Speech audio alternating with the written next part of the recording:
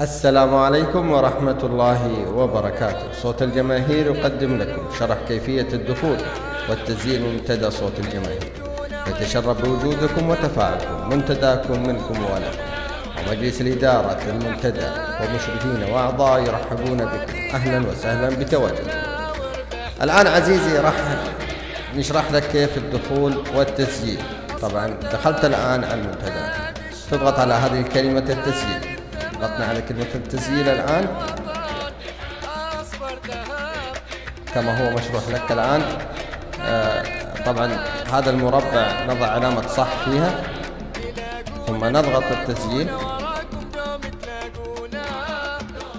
طبعا هنا نضع النك اللي تختاره، عربي أو إنجليزي، بمعنى يعني أي نك، وحيجيك تعليمات بهذا اللون. هذا حيجيك تعليمات إن كان صالح وغير صالح، إن كان متاح وغير متاح، فأنت تتعامل مع بناء على التعليمات اللي تأتي.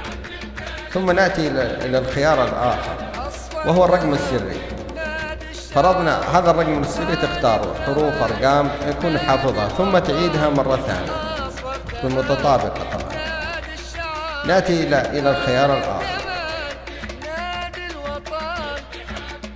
الآن كتبنا النك، شايفين كتبنا الإيميل هنا، بعدين نضغط هنا نسوي نسخ نظلله، نضعه هنا مرة ثانية. طبعا هذا الإيميل غير صحيح، أنا سويته لكم كتجربة.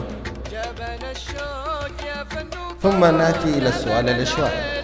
طبعا نادي لقب عميد آسيا، العميد نادي القرن. ما اسم النادي؟ هو الاتحاد. بناء على أنه هو منتدى اتحادي، أكيد أن السؤال حيكون يخص الاتحاد والإجابة اتحادية، وهذا هو لابد أنك ترد بهذا الجواب.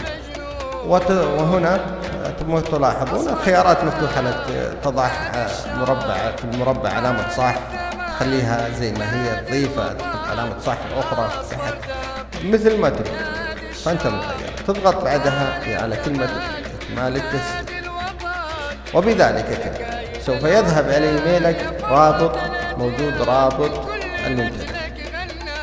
من هناك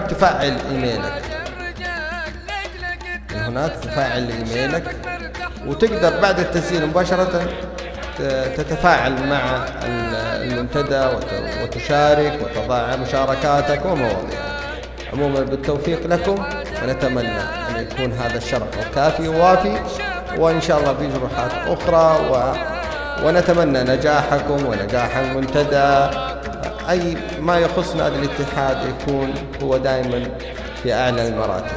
والسلام عليكم ورحمة الله وبركاته، ونراكم على خير.